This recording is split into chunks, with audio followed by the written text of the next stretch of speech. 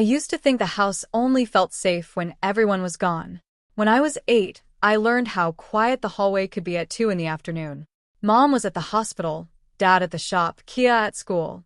I'd stand in front of Mom's dresser like it was a church, hands shaking while I opened the top drawer. The nylon felt cool, almost wet against my fingers. I didn't know words like fetish or crossdressing then. I just knew the slide of pantyhose up my skinny legs made the world go still. I'd pull one of her slips over my head, the lace hem brushing my thighs, and stare at myself in her mirror until I heard a car on the street and panicked. Everything went back exactly the way I found it, or close enough that nobody ever said anything. By 10, I got braver. I'd wait until the house was empty, and I knew I had time. I'd sit on her bedroom floor with her makeup bag open like treasure. The lipstick was always too dark for me, but I loved the weight of it, the waxy smell. I'd paint my mouth careful and slow, pressing my lips together the way I watched her do, then wipe it off with tissues until my skin stung. Some nights I fell asleep in one of her nightgowns, buried under my own covers. Terrified, she'd come in to check on me and feel the satin instead of my pajamas. Kia never knew how much I watched her. She was 3 years older and already beautiful in that careless way older sisters are. She'd come home from school, drop her backpack, and change into soft leggings and tiny shorts while talking on the phone. I'd sit on the stairs and pretend to read, memorizing how she moved, how she laughed with one hand on her hip, how she looked in the morning with no makeup and still perfect. I wanted that ease. I wanted to be her, to feel the way people smiled at her when she walked into a room. Mom's things stopped being fashionable to me when I turned 12. Her bras were not like my sister's things. I started sneaking into Kia's room instead. Her clothes were brighter, younger, cut for someone closer to my size. The first time I slid into one of her thongs, I stood in front of her mirror for 20 minutes, afraid to move, afraid the tiny scrap of lace would rip, afraid of how much I liked the way it felt. Her cropped hoodies, her pleated skirts, the little ankle socks with a lace trim, everything smelled like her coconut shampoo and made me feel closer to the girl I saw when I closed my eyes. I told myself it was just clothes, just fabric, but it wasn't. It was the way the skirt flared when I spun. It was the click of borrowed heels on the bathroom tile when I practiced walking quiet. It was the rush of painting my eyes with her drugstore eyeliner and seeing someone sweet and pretty stare back at me. Someone who didn't flinch the way Clark always did. I wanted to speak softer. I wanted my hands to move like hers did when she told a story. I wanted to tilt my head and smile small and know that people saw gentle instead of awkward. I wanted to be the kind of pretty that made strangers kind. Some nights I'd mouth words in the mirror. "Hi, I'm Carol." Testing the name like a secret prayer, feeling it settle in my mouth like it belonged there. Today the house is finally truly empty. Kia left for college this morning. I stood at the window and watched Dad's truck disappear. Watched Mom's car turn the corner for her shift. Counted to 500 this time instead of 100. My heart is beating so hard. I can feel it in my teeth. Her room still has everything I've been dreaming about for years. The dresser drawers are half full, the closet door hanging open like an invitation. I close it behind me, rest my forehead against the cool wood for a second, and breathe. Today, nobody's coming home early. Today, I don't have to rush. Today I can take my time and be the girl I've only ever been in the shadows. I didn't know Mom had the day off. Clark had waited all morning for the house to empty. Kia's flight to college left at dawn. Dad was already at the shop and Mom's shift at the hospital started at 7. He watched her car back out of the driveway from the upstairs window, stood there until the taillights disappeared, then counted to 500 just to be sure. He was 15, small for his age, and knew his sister's clothes would fit better than ever. Now alone, the silence felt huge. Kia's room still smelled like her coconut shampoo and cheap vanilla body spray. Half the closet was empty, but plenty remained. Skirts on hangers, dresses she'd called out of style, a drawer full of tights and soft bras. Clark's pulse thumped as he closed the door behind him. No one was supposed to be home. He started slow. Gray leggings, an oversized sweater that hung off one shoulder, then the denim skirt he'd watched her wear 100 times. The mirror showed someone softer, someone he wished he could keep. He was sitting cross-legged on her carpet, fumbling with a delicate necklace when the front door downstairs opened. Keys on the hook, grocery bags rustling, Mom's voice. Forgot my damn badge again. Footsteps on the stairs, quick and familiar. Clark scrambled up, heart slamming, but there was nowhere to go. The bedroom door swung open and Marge stood there in her scrubs, purse over her shoulder, eyes widening for only a second before something gentler settled in. She didn't scream. She just looked, really looked, and closed the door softly. "Clark," she said, calm, like asking him to pass the salt. "Come downstairs with me, honey. Leave everything on. We're going to talk." He couldn't move. The skirt felt suddenly too short. The sweater too bright. Heat flooded his face. Marge stepped closer, set her purse down, and touched his cheek gently. "I'm not angry," she said quietly, "but we need to talk about this. Come on." She took his warm, steady hand and led him downstairs. Each step sounded louder than the last, the skirt brushing his thighs, the leggings whispering. He kept his eyes on the carpet. In the living room, she sat him on the couch, took the armchair across from him, and waited. Clark hugged his arms around himself, fingers digging into the soft sleeves. His throat ached. "I know this isn't the first time," Marge said, voice low and kind. "I've been finding my pantyhose snagged or inside out for years." Kia's things moved around, my navy pumps stretched at the toes. She gave a small, sad smile. "I never said anything, because I hoped you'd trust me enough to tell me yourself. I didn't want to shame you if this was something you needed." Clark's eyes burned.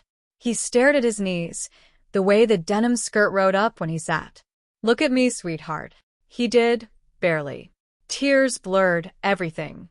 "Why?" she asked, not accusing, just wanting to understand. "Why her clothes?" The words tumbled out, small and cracked. "Because she got to be pretty. She got to wear soft things and feel right. Everyone tells her she looks nice, and I wanted to know what that felt like. Just to see." His voice broke. He pressed his lips together. Marge was quiet a long moment, then moved beside him on the couch and pulled him gently against her side. He stiffened, then folded into her, tears soaking her scrub top. "You don't have to hide this from me anymore," she whispered, smoothing his hair. "I'm not going anywhere, and I'm not ashamed of you. We'll figure the rest out together, starting right now." They talked for hours. Marge asked gentle questions, how long he had felt this way, what the clothes meant, why Kia's in particular. Clark answered in small pieces at first, but her calm acceptance loosened the knots inside him. He told her about the envy that twisted into longing, the secret relief when fabric felt right against his skin. The afternoon light dimmed until the streetlights came on, and that's when the garage door rumbled open. Clark bolted upright, panic flooding him. "Dad's home. I have to change." Marge caught his hand. "Sit down, sweetheart. It's going to be okay. Trust me. Your dad loves you. We'll face this together." Clark sank back down, knees pressed tight, fingers twisting in the skirt's hem. He was shaking with fear and lowered his head into his hands. At that moment, he wanted to be anywhere else but here, facing his dad. Heavy footsteps echoed from the kitchen. The living room door swung open, and Henry stood there in his work shirt, grease on his hands, lunch cooler over his shoulder. He stopped short, eyes widening at the scene. His wife on the couch, their son in a girl's sweater and skirt, makeup smudged from tears. For a long moment, no one spoke. Henry's face went through shock, confusion, something close to hurt. He set the cooler down slowly. Marge stood, keeping one hand on Clark's shoulder. "Henry, we need to talk. All three of us." Henry rubbed a hand over his face, then nodded toward the armchair. "Yeah, okay." He sat heavily, eyes flicking back to Clark, lingering on the skirt, the careful eyeliner, the crossed ankles. Marge explained everything, coming home early, the years of quiet signs, the conversation they'd just had. When she finished, silence stretched again. Finally, Henry looked directly at Clark. "This is what you want. Really want." Clark swallowed, nodding. "Yes." Henry exhaled long and slow. "I don't understand it. Not yet. But we love you, And your mom seems to think this is the right thing to do. He paused. So, if this makes you happy? Marge reached for Henry's hand across the coffee table. She turned back to Clark, voice soft. When I found you earlier, you whispered a name. Carol, is that what you've been calling yourself? Clark nodded, cheeks warm. Yeah. It's the one that feels right. Marge's eyes lit up with tenderness. You know, that was my grandmother's name. Grandma Carol. Strong, kind, beautiful woman. Always my favorite. She smiled, brushing a stray hair from his forehead. If it feels right to you, then it's perfect. I'd be honored to have my daughter carry her name. Henry tried it quietly. Carol. He nodded once, the corner of his mouth lifting. Yeah. It fits. The name settled over the room like a warm blanket. Carol felt tears prick again, but this time from something deeper than fear. Henry leaned forward. I'm not going to lie, this is a lot. But I'm the man of this house, and we do things right or not at all. No half measures, no sneaking around. If Carol is who you are, then you live it fully. The whole summer, every day, you'll be our daughter. Tell people, if they ask. Learn what it means, the good and the hard. Carol stared, heart racing. You mean? Marge squeezed her hand. We mean we love you, and we'll help you be who you need to be. Henry managed a small smile. Starting tomorrow. But tonight. Look tired, Carol. Go get some rest. Carol stood on shaky legs, the skirt brushing her thighs, the name still fresh on her parents' lips, but already feeling like it had always belonged to her. The next weeks moved fast. Marge took her shopping the very next day. They drove to the big mall an hour away, the one with stores Kia used to beg to visit. Carol wore one of Kia's old sundresses and a light cardigan, hair brushed as smooth as she could manage. Her hands shook while they walked through the parking lot, but Marge held one of them steady. They started with basics. Packs of soft cotton panties in pastel colors, simple bras that fit right, leggings and skirts and tops that weren't borrowed or stretched. Marge guided without pushing, holding things up, asking what felt nice, what colors made Carol smile. In the dressing room mirror, Carol saw someone new taking shape. Someone who didn't have to rush. At the jewelry kiosk, Marge nodded toward the piercing gun. If we're doing this, let's do it. 2 quick pricks and small silver studs gleamed in Carol's ears. Next came the nail salon across the walkway, where a technician shaped acrylics into gentle ovals and painted them a soft pink that caught the light every time Carol moved her fingers. Henry stayed home during one of their day-long shopping trips and decided to make a small change to his son's room. While they were gone, he cleared out Clark's old room. Sports posters down, model cars boxed up, plain blue comforters stripped from the bed. By the time they got back with bags and boxes, he had painted the walls a pale lavender and assembled a new white daybed with a ruffled duvet. Sheer curtains replaced the old blinds. A full-length mirror was placed by the closet. A vanity with a lighted mirror stood where the desk used to be, its surface already scattered with new makeup brushes and palettes Marge had picked out. On the walls, he hung posters of the boy bands and young actors Carol shyly admitted to liking, the ones with gentle smiles and soft hair. A jewelry stand held new earrings and delicate necklaces. The closet got organizers for skirts and dresses, a full-length mirror on the inside of the door. He stood in the doorway when they walked in, arms crossed again, but his eyes softened as Carol stopped dead in the hallway, bags slipping from her fingers. Carol's mouth fell open, eyes wide, as she stepped inside. Oh my gosh, Dad, it's perfect. She spun slowly, taking in the lavender walls glowing soft in the afternoon light, the ruffled bed looking like something from a magazine, the vanity waiting just for her. Tears welled up instantly. It's the prettiest room I've ever seen. Marge dropped her bags and clapped her hands together, eyes shining. Henry, look at this. You turned it into a real girl's dream. The curtains, the posters, that vanity. Oh, sweetheart, it's gorgeous. She rushed around fluffing a pillow, adjusting a frame. And the colors, so soft and feminine. Our girl is going to feel like a princess every single night. Carol ran her fingers over the duvet, the jewelry stand, the labeled drawers, tears spilling over. Dad, thank you.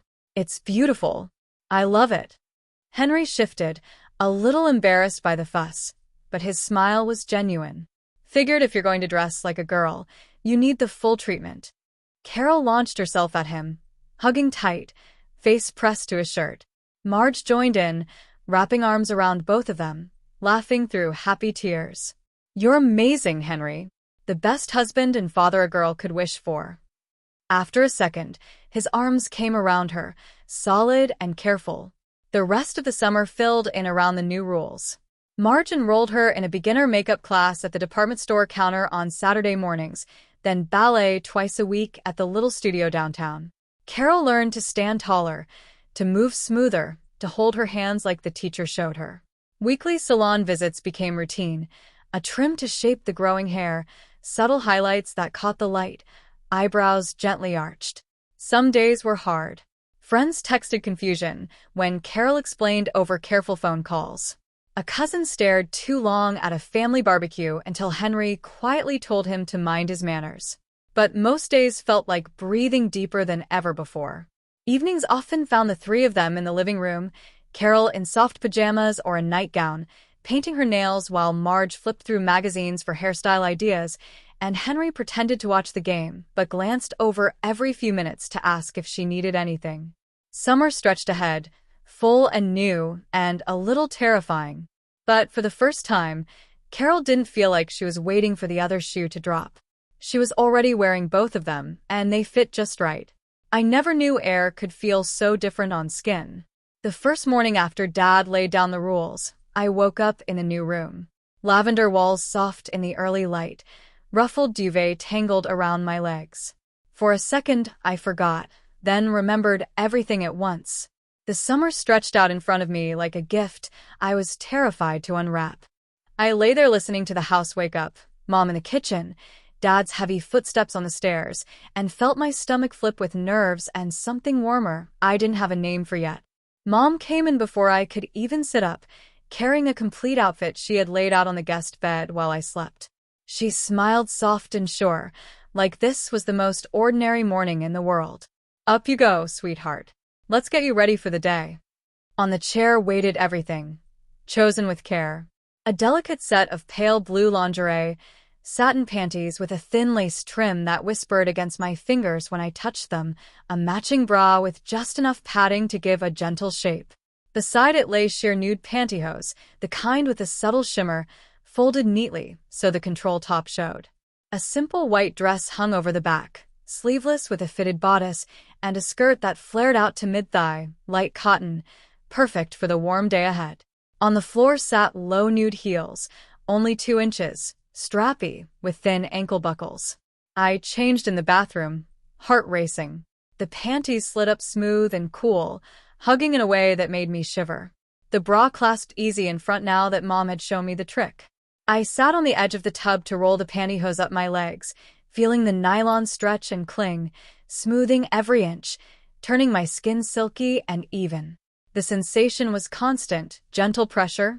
Back in a room, Mom helped me step into the dress.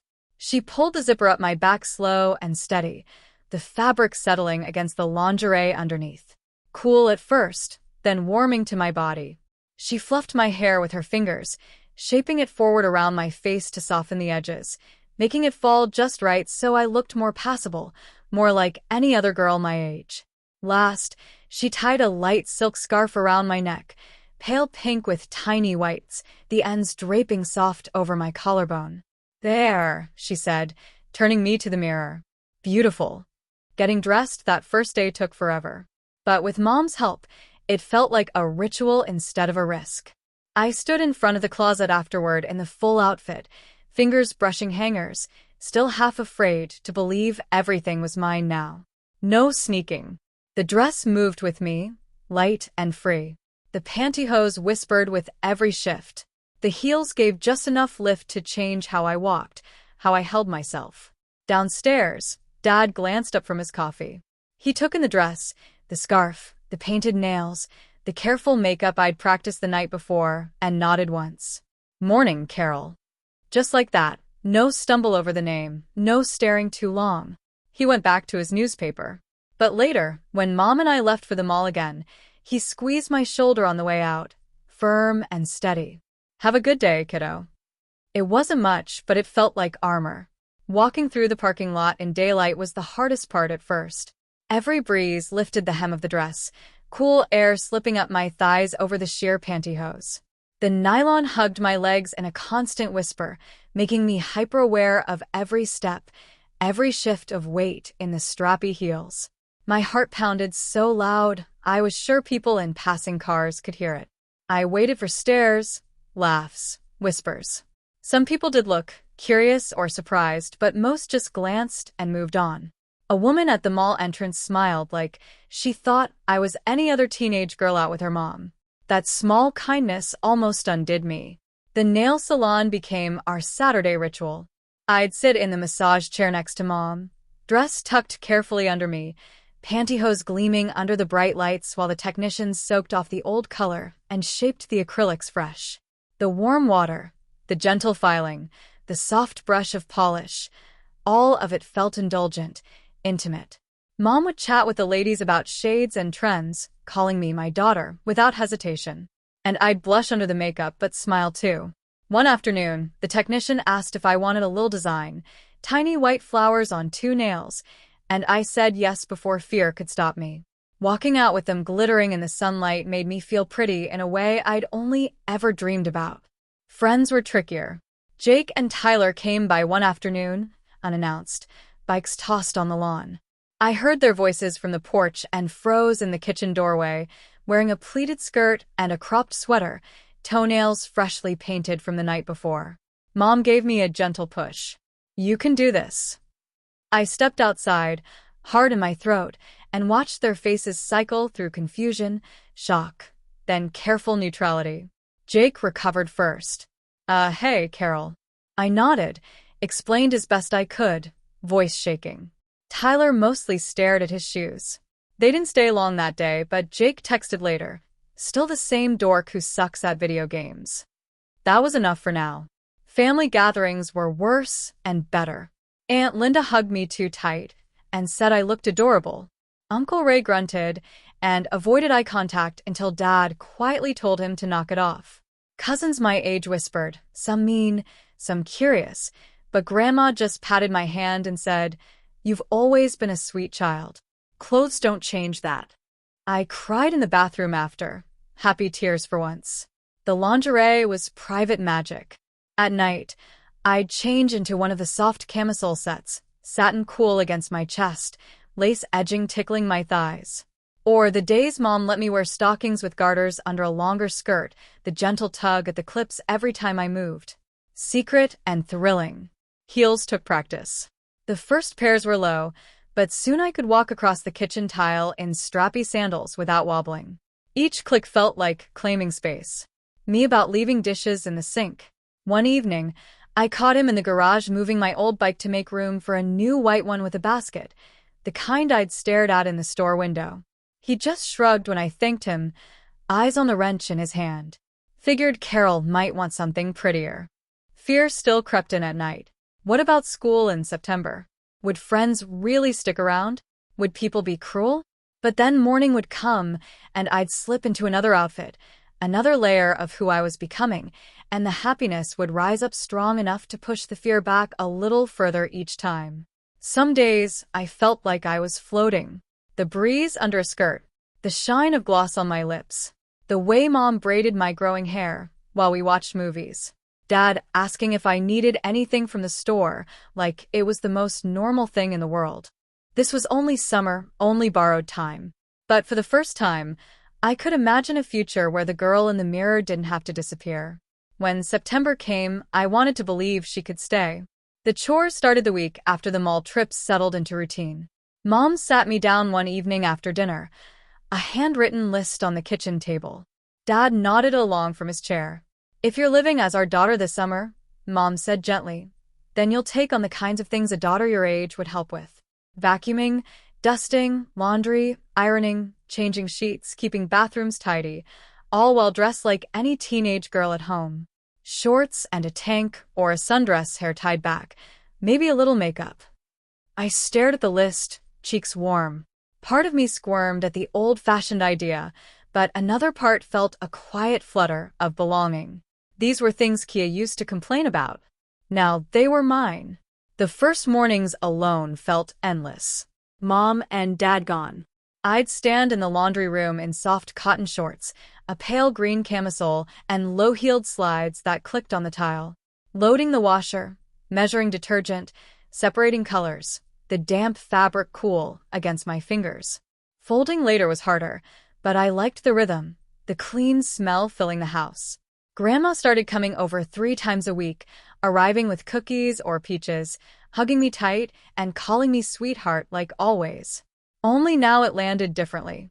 The first day, she found me struggling with the ironing board and Dad's work shirts. "Let me show you, darling," she said, guiding my hands over the steam iron, teaching collars, seams, crisp creases. A good crease makes a man feel taken care of. We worked side by side, the room warm with fresh cotton. Later, we did dishes together, me in a floral sundress and pantyhose because Grandma said legs look nicer that way when learning to be ladylike. She washed, I dried, hands brushing in soapy water. "You're filling out into such a pretty girl," she said casually. "Any boys catching your eye yet?" Heat rushed to my face. I mumbled something noncommittal. Truth was, I did think about it, wondering what it would feel like to have a boy look at me the way they looked at Kia. It scared and thrilled me in equal measure. Grandma didn't push too hard at first. Instead, she taught posture, how to cross legs at the ankle, how a soft voice carried. She told stories of drive-ins and learning to flirt with a head tilt. I soaked it up, embarrassed by how much I wanted to know. The visits became the best part of my days. She'd compliment the way a skirt flared when I vacuumed or bent to move furniture. We'd change sheets with perfect hospital corners, drink iced tea on the porch afterward. She treated me exactly like the granddaughter she now had, asking about ballet, suggesting lip colors, gently correcting my walk. Chin up, shoulders back, let your hips move naturally.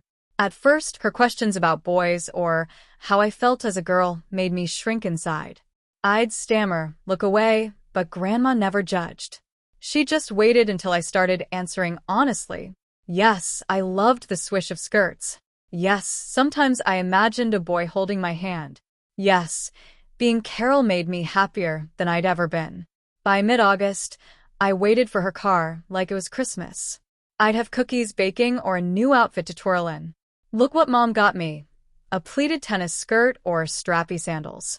She'd ooh and ah, adjust a strap, tell me I had legs that went on forever.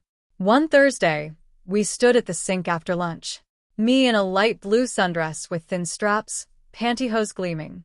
"You move so much nicer now," she said, handing me a glass to dry. "Graceful. All that practice has paid off." I smiled. "Ballet helps, but your guidance has been priceless, Grandma." She chuckled, then raised an eyebrow. "Tell me the truth. Any boy at dance class caught your eye? That tall one with the dark hair?" I laughed, embarrassed, but not hiding anymore. "His name's Ethan. He's nice. He said I looked pretty in the new leotard." "And you say thank you," she teased. "And maybe ask him for smoothies after class. Girls get to make the first move, too." One afternoon near the end of July, folding tiny stacks of my new panties and bras together, Grandma held up a lacy pink pair. "These are darling on you." I laughed instead of blushing and told her about the cute boy in makeup class who'd held the door for me. She listened like it was the most natural thing, then told me how to smile, so he knew I noticed. Driving home that evening, sundress fluttering against shaved legs, windows down, I realized I wasn't pretending anymore. The chores, the lessons, the quiet hours alone, dressed exactly how I wanted. They were weaving Carol deeper into me every day. Grandma's visits weren't supervised. They were acceptance, wrapped in cookie tins, gentle questions, and the smell of fresh ironed linen. Chores weren't punishment. They were part of my daily life, a life I was starting to believe could be mine beyond August. Summer was half over, and for the first time, I wasn't counting down the days until it ended. I was counting the ways I was finally beginning. Chapter 6.